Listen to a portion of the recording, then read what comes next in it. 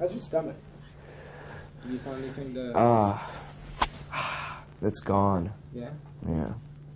I finally have been prescribed the right stomach medicine after 6 years of being in constant pain. Finally, I haven't had a stomach problem for like over a year now. Yeah. Did they finally figure out what it was, or did they just finally...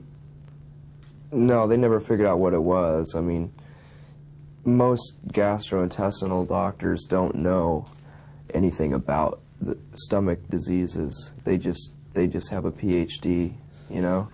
They get paid a lot of money for pretending and prescribing you different drugs, and it's a total scam as far as I'm concerned, because I've been going to doctors for 6 years, and I've tried every drug available except for this one last one that's brand new, and it finally worked. And it can't be what do you call that? I mean, it isn't. Placebo? What? Placebo? No. No, it can't be. It isn't a specific stomach ailment. It doesn't have a name or anything. It wasn't a matter of finding out what disease I had. It's just, you know, it's psychosomatic. It's part of my nervous system. It's part of, you know, there are millions of people all over the world who have irritable bowel syndrome, and that's the common term that all doctors call a stomach problem. And they just say, oh, you have irritable bowel syndrome, but I can't fix it, you know. I don't have anything to fix it, but, you know, there's just a variety of ulcer medicines that can slow down ulcers, you know, and eventually heal them. But I didn't have an ulcer. I just had a red irritation in my stomach, you know. But I was in pain. I mean, I was in pain for so long that I didn't care if I was in a band. I didn't care if I was alive, you know. And it just so happened that I came to that conclusion at a time when my band became really popular, you know. I mean, it had been going on and building up for so many years that I was, you know, suicidal. I mean, I just didn't want to live. So I just thought, if I'm going to die, if I'm going to kill myself, I should take some drugs, you know. May as well become a junkie, because I felt like a junkie every day, you know. You know, waking up starving, forcing myself to eat, you know, barfing it back up. It's like, you know, just imagine trying to eat your 3 meals a day and just concentrating and just crying at times, just like, I'm in pain all the time, you know. And being on tour was a lot worse too, you know. It made it even worse. So when did they? How long have you not been in pain? What was it?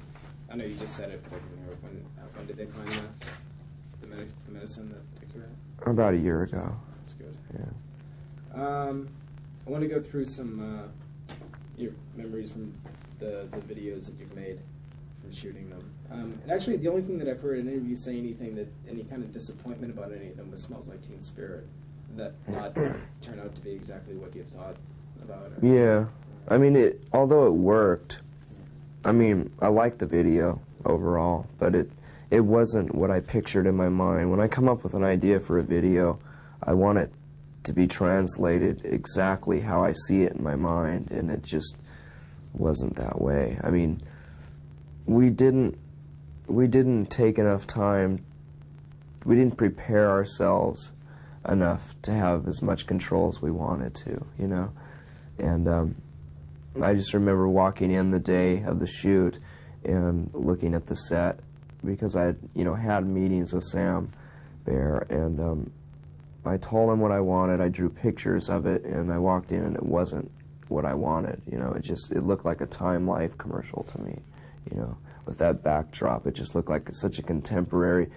You know those kind of commercials where people are sitting there, you know, trying to sell aspirin or something, or, you know, an AT&T commercial. That's what it looked like to me. It looked too contemporary, but still, the kids made the video, you know, and I had to, like, even after Sam had edited it, he edited it and sent it to me, and I didn't like it, and I flew down at the last minute to LA and edited it myself. I threw in a few extra things, which pretty much saved it, because I don't want to toot my own horn, but I mean, there were a lot of really there was a lot of really good footage that wasn't used, and if a lot of that wasn't used, it would have been a really bad video. More crowd stuff, you mean, and the kids going crazy? Yeah, yeah. There wasn't really a lot of that, and most of the stuff that was used looked really contrived. There was no spontaneity in it. So I just threw all the spontaneous parts in. And then, well, I guess after that, you did a couple with Kevin Kerslake. What was now the only? I guess the blues and the purples and your faces being distorted was the only thing you really wanted from Come As You Are. Is that true, or was it? Or the biggest things that you were concerned with? Yeah, those are the biggest things. And you know, I wanted a baby underwater, and I just wanted a water effect. And overall, I'd say, you know, a real large percentage of that was exactly how I thought of it in my mind. But he came up with the idea of the actual set, you know, with the stairs and the chandelier and stuff. And it just worked out perfectly. I mean, it's really good. It's great to work with somebody that can come up with their own ideas too, and just surprise you, you know, and not only come up with the same exact vision that you had, translate that, and then throw in their own ideas. And that works even better, because then you have more things to work with, you know. What was yours and what was his? Do you remember? What you suggested and some of the things he surprised you with? Well, he basically just came up with the set, the stairs, and the chandelier, the set itself, yeah. How long do you have to swing from the chandelier? Quite a few hours, yeah. And Lithium was originally going to be a pretty elaborate, I don't know, I guess concept video with some pretty elaborate ideas you had for it, right? Yeah, it's just that we failed to hire some puppet people. I guess that's what you'd call them, people who do animation and use puppets in time to be able to finish it, to get it out in time of the release date. So we just scrapped the idea. Actually, we just put it on hold, and we're still working on it. We still want to do something with puppets. At the time, I wanted pretty much a rip-off of the Brothers Quay. You know, not a rip-off, but, you know, using the same imagery. But because I make dolls, I've been making dolls for years, and it just turns out that the dolls that I make are a lot like Brothers Quay dolls that they use. And when I first saw their short films, I was just amazed. It's like, God, this is the neatest thing I've ever seen. And that's my mind, you know. And it was just, you know, it was just put on the back burner. But we're still working on it. That'd be cool. Have you seen that Tool video?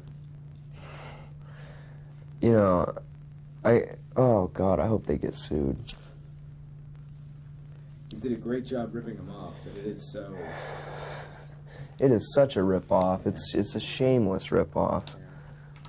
I mean, I wanted a Brothers Quay style, but I didn't want anything like that, you know. That was terrible. I mean, it's a neat video. It's really nice to look at, but I mean, I'd rather watch a Brothers Quay video, you know. Yeah, God, I mean, even down to like stuff coming through windows on walls. Yeah, so, meat going through tubes, and, I mean, pipes, and oh, shameless. They'd be slapped on the wrists for that. And can you? I mean, no one's ever going to hear what I'm saying actually. So if you can just kind of explain how the idea for In Bloom came up and who that is doing the Ed Sullivan bit again. Oh, who is the guy that? Yeah. Oh, that's Doug Llewellyn. The guy in the In Bloom video is Doug Llewellyn from the People's Court. He's the MC or whatever you would call him. He's the guy that talks to the people after they win or lose. You know, he interviews them. Yeah. Yeah. It was my idea to come up with that. I thought I want to do a video that's either from I wanted something that looked like it was off of live television from the late 50s or early 60s, and I thought the best way to do it, instead of trying to reproduce that effect with new film, I thought I asked Kevin, are those kinescope cameras still available? And he said, yeah, we can get them in Hollywood. You can get anything in Hollywood. So it just worked out perfectly. I didn't think we'd ever be able to actually find those kind of cameras, but we did. And that's another video that just came out exactly how I wanted it, just perfectly. Are we running out of tape? Is that what it is? No, I'm sorry. I was just saying that first part of the answer was kind of. Oh, okay. So All right. it's like part of mine. Was there the other thing that the thing that struck me the most about it the first time I saw it was some film I've seen of when Elvis was in a lot of trouble for his pelvic thrusting, and when they shot him just from the waist up, and then he went on Ed Sullivan, and Ed pulled him aside and said, "This is a perfectly nice fella," you know, and all that, and all of a sudden his problems were over and he was okay. Was that sort of in line with what was going on with you guys? With the three perfectly nice, clean-cut young men? No, I don't remember ever seeing that Elvis thing, but I think, God, what was the story about that? I think it was just that I was talking to Kevin about it, and I said that I would like him to say something about how nice and clean cut we are, you know, how perfect we are, because, you know, the In Bloom video came out at the height of us being thought of as degenerates, you know, so, you know, we needed a lighthearted video, you know. That's why I asked. It seemed like an odd parallel with what I remember seeing from the Elvis stuff. Mm. How did you end up doing 3 versions of it? You were gonna do. You had planned on doing 2, right? Was there a third one? Well, I mean, maybe that's just something I know because I know there was one there. But there's one that's all dresses. There's one that's all in the suits and stuff, and then there's the one that's the mix that I guess got played the most. I don't know anything about the one that was just all suits. I think Kevin wanted to do one with just suits, but I've never seen that one. I don't know if he actually made one or not. I don't know. Because all I know about it is the one with the dresses and the one with both of them. They probably never aired anything. Mm. Now, was Sliver supposed to? I know that was done in your garage or something. Yeah. Your basement. Yeah. Mm-hmm. Was that? I don't know. Maybe I'm high thinking this, but I thought I heard someplace that was supposed to replicate an old rehearsal space of yours or something, or. No, it turned out that it looks a lot like my old apartment in Olympia because I had moved all my stuff. I had my entire apartment, all the stuff from my apartment from Olympia, stored in a storage space for the last 2 years, and I brought it up to the house when we moved into Seattle last year, and I had all this stuff in the basement, and so I set everything up exactly how I had it in my apartment in Olympia. It's just weird deja vu to see that. How did Frances Bean survive that? Was she kind of? That's just trickery. That's just she wasn't right in the middle of us dancing around and throwing things. You know, we shot us dancing around, and then we put her down, and then like just drop paper around her, you know, and then edited it together to make it look like she was like at our feet. That just seemed like an obvious thing to do since she was there in the house and stuff. Or Yeah, she was there. I was babysitting. Yeah. So, when you went to do Heart-Shaped Box, did you plan on doing that with Kevin, or did you decide you wanted to go with someone else from the beginning? I'd rather not answer that. Okay, that's cool. Did you collaborate with Anton a lot on a lot of the ideas? And actually, why Anton? Well, we met him a few months before we did the video, or before we decided to do the video. He did a photo shoot for us, and he was just such a nice guy. And then I think it was a New Order video, and I wanted to work with somebody that was a photographer or an artist this time. I just wanted to make sure that the visuals were going to be really stark and vivid, you know. So that's why we chose him. I met him for like 2 minutes once. Yeah, he's great. He's a really great guy. Whose idea were the hanging fetuses and the Oregon woman and Santa Claus and all that stuff? All of it was my idea, except for the large woman. You know, that was Anton's idea, and that was just another thing that he just threw in. You know, we didn't even talk about that. It was just he just happened to film her one day when we weren't there, and it was incredible. I mean, it turned out so great. Like I was saying before, it's really great to work with somebody who has their own ideas, you know, because and not only can you translate exactly, I mean, that video has come closer to what I've seen in my mind, what I've envisioned, you know, than any other video. I didn't think it would ever be possible to come that close, you know. It was just perfect. I think I've drained myself on video ideas. I don't even want to try to reproduce something like that again. Is it a lot of work for you? A lot of work, yeah. Oh, definitely. It's mind-boggling. It's just, I don't know, it's a really detailed medium. It's just, there's so much to it, you know, and it's so fragile. You know, you could really screw it up. Now, you're not going to make a video for All Apologies. You're just going to put the unplugged. I just haven't bothered to come up with any ideas lately. I've been on tour, and I haven't been thinking of anything other than just concentrating on touring. I just don't want to bother with it right now. I don't really see the need to put out more than 1 or 2 videos for each record anymore. It's basically a waste of money because everyone knows we have a record out, you know. And if we're going to sell some more records based on the next video, then those aren't people who want to listen to our album anyhow. They bought it because of that video or that song, you know.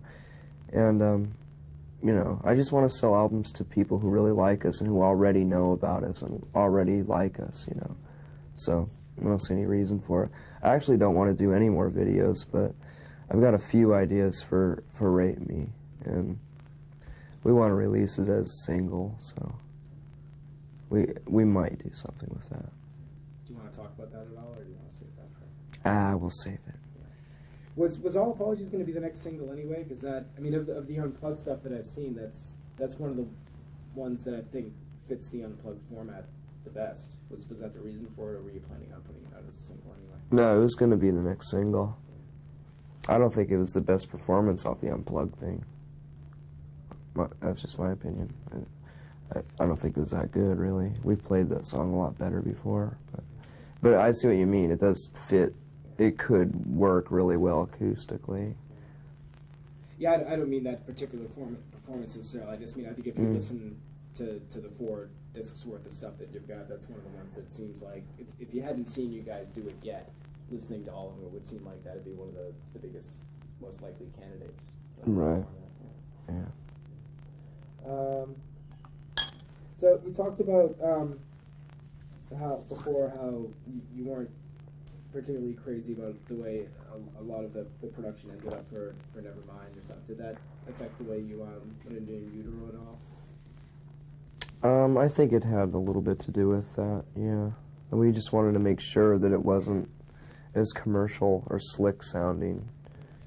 And the main reason is it had nothing to do with wanting to alienate people or, you know, it had nothing to do with that. We just wanted to make sure that we put out a record exactly how we want it. We wanted to put out a record that we would listen to at home, you know, and we don't listen to very, very many bands that are produced the way Nevermind was produced. Although it is raw by comparison, you know, to most other commercial rock records, you know. It's still, we don't listen to that kind of music. So, I mean, I really can't think of any other band besides R.A.M. that has that kind of production that I like, you know, so. Was that way, something actually that surprised me that I didn't know that Chris said earlier is that you actually originally were thinking about Steve Albini for Nevermind. You know? We've been thinking about Steve Albini forever. We've been wanting to have him produce us since around Bleach, actually. If we could have gotten him for Bleach, we would have done that. But we couldn't afford it at the time, I don't think. No, I guess that isn't the right answer. I mean, I'm sure Steve has done bands for nothing, but we just didn't think he would like us at the time or something. I don't know. The first thing that I thought of when I heard that he was producing it was just trying to think of the way you guys sound with Surf La Rosa. And I just thought, wow, this is going to great. Yeah, I mean, that's what I thought too. I just thought it was the perfect sound for us, because when I heard Surfer Rosa, I thought, that's exactly how I want my band to sound. That's how I've always wanted our band to sound, but we've never been able to capture that sound, you know. It was just a coincidence that he produces records like that, you know. That's what I've heard in my head for years, you know, that kind of snare drum sound, you know. I think the big and maybe only criticism that he gets from the records he produces, and it's odd because the Big Black records and the Rape Man records, the vocals are right up there, and they're really, really loud, and they're one of the most prominent things in the records, but the criticism that he's gotten is that the vocals are always too low. No, I agree. I think almost every album I've heard him produce, that he's produced, always has the vocals too quiet. He's not much of a vocal man, I don't think. And we're a very vocal-oriented band, so it was kind of a struggle to get the vocals loud enough for him. So there were discussions about that then? Yeah. Yeah. We're always asking him to turn the vocals up more. It was kind of a fight. Why was Scott Litt brought in for? It was just the 2 songs, right? All Apologies. And yeah. Well, they just didn't seem finished. I don't know. I mean, we listened to In Utero for about 2 months after it was finished, after we finished it with Albini, and listening to the album over and over again, it got a bit redundant. That drum sound is a bit overbearing after a while, and so we didn't want the entire album to sound like that, you know. We wanted something different, and Scott was available, and we loved the production of REM stuff, so we just thought, let's try Scott, and it turned out great. I mean, he's one of the greatest people I've ever worked with. I mean, it's so easy to work with. I want to do I think we all want to do our next record with him. Yeah. Also, for the first time on this record, you know, you guys are officially credited and are officially writing things. I know you guys you came with the sort of the guts of the song, and you always built it up and sort of put it together as you know, a band, but they're actually credited with. Did Dave come up with the riff for Son's Apprentice? Yeah. Yeah, he did. He came up with the do that part and the drum part. He came up with the drum part first, and then he came up with the guitar part. But I came up with all the other guitar things over the top of it, everything else, the lyrics and singing and everything. You looking at? I hope that happens a little more in the future, or is it? Yeah, sure. I'm open for relieving myself of any kind of songwriting. You know, I'd be great if Chris and Dave could write more songs.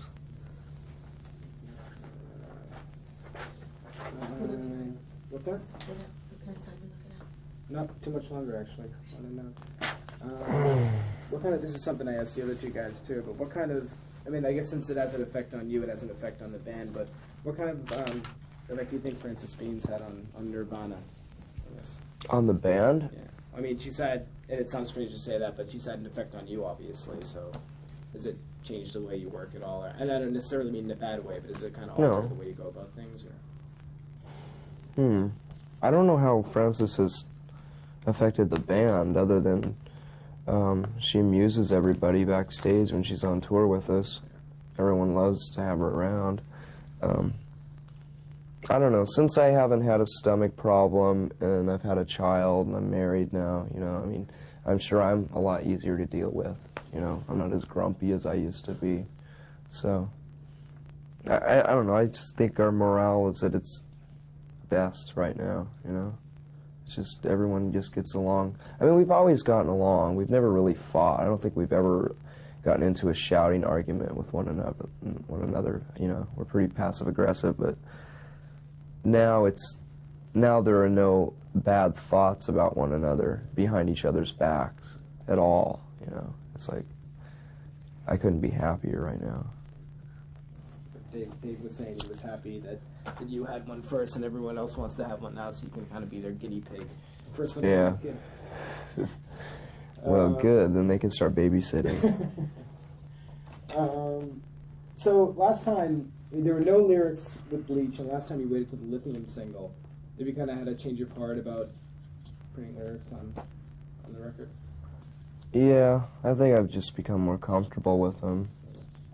And I'm just a bit more proud of them than I always ever have been before. You know? I know you don't like talking about what the songs are about, but is it important for you so that people can see the lyrics and figure, get their own interpretation of the songs?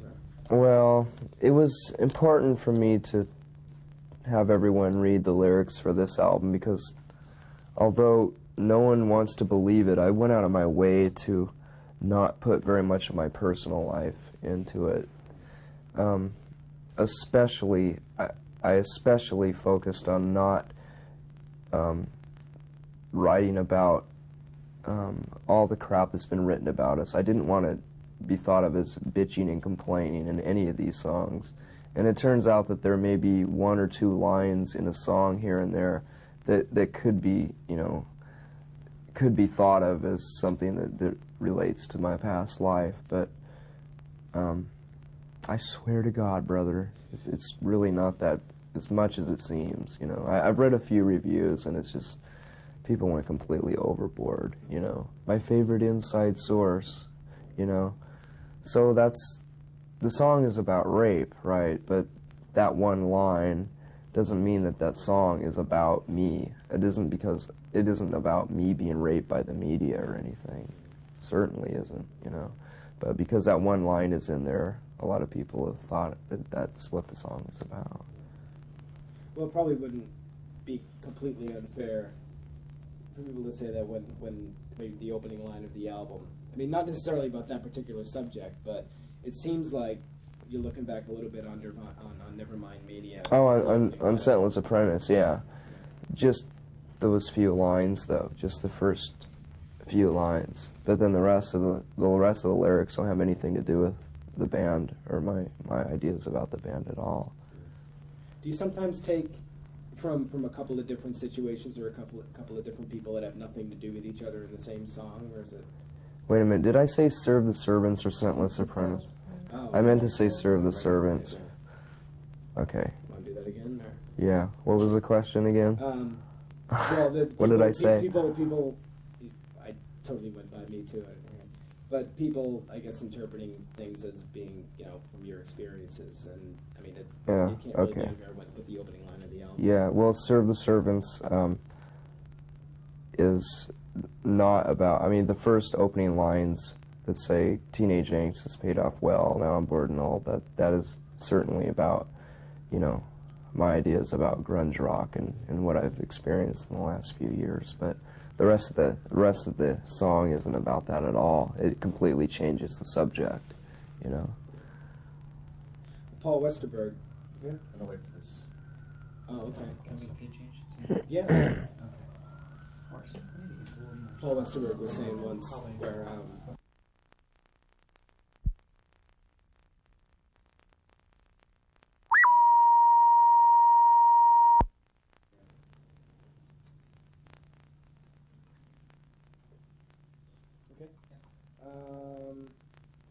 So tell us about this book. How did you get to know Michael Azerrad, and how the whole Come As You Are book?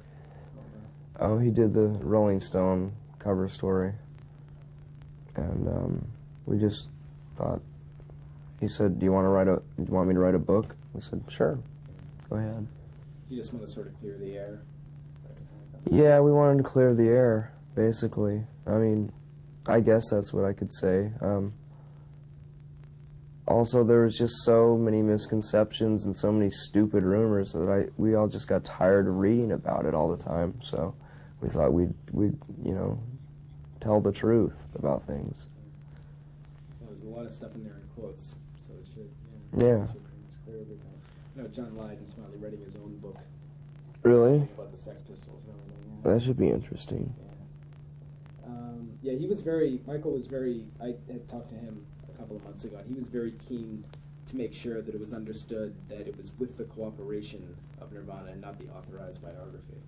Oh yeah, I mean we had absolutely no control over editing anything. He let me read it right before it went to print. He stood behind me looking over my shoulder as I read it, like at 4 in the morning, you know, till like 7 in the morning. He's like, And by that time I was so delirious I don't even remember what I read. I mean, if there were inaccuracies I wouldn't have been able to tell him at the time anyhow, you know. But that's about as much control as we had over it. When you did the cover story with him, I guess actually nothing to do with the actual interview, but the whole T-shirt thing that went on. Did you ever think they'd actually use that photo? T-shirt thing? The cover of Rolling Stone, of the corporate magazine. Oh, did I think that they would use that photo on the cover? They had no choice because I refused to take my shirt off. Well, there was one that was like that was worse for them, right? The yeah, but I just didn't put it on. I just didn't bother to put it on. There were some photos taken, though. I think in Michael's book, The Punk Rock Duck with really? dead writing on it. Maybe I did put it on, yeah.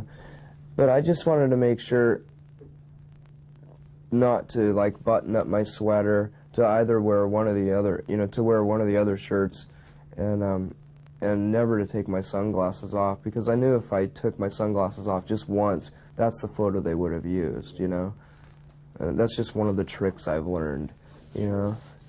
Another Paul Westerberg story. They had when the Replacements broke up and all the Tommy and Paul hate each other rumors were going on. They made a point to do a photo session of them together, and as a joke, one of them, I forget which one of them was, got a squirt gun and pointed it to the other one's head.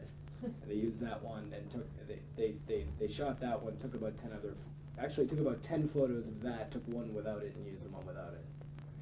Yeah. Probably a good move. Are you finding it easier to play guitar and sing at the same time now that you've got a second guitarist on stage? Yeah, I do. Although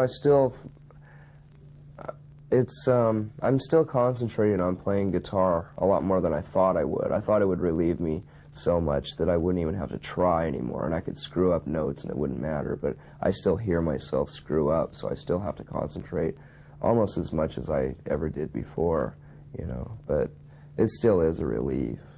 I mean, it also just rounds out the sound. I think that's the most important thing. The thing that surprised me about it when I knew you'd have the second guitar player in the first, I guess it was the Roseland show in New York, the first time I saw you, when Big John was playing, right? That was before Pat. Is that I thought you'd be, just because I was thinking, well, now he can concentrate more on singing, I was thinking you'd be playing the rhythm parts and they'd be playing the leads that you play, but you're still playing the leads. Hey, shut up.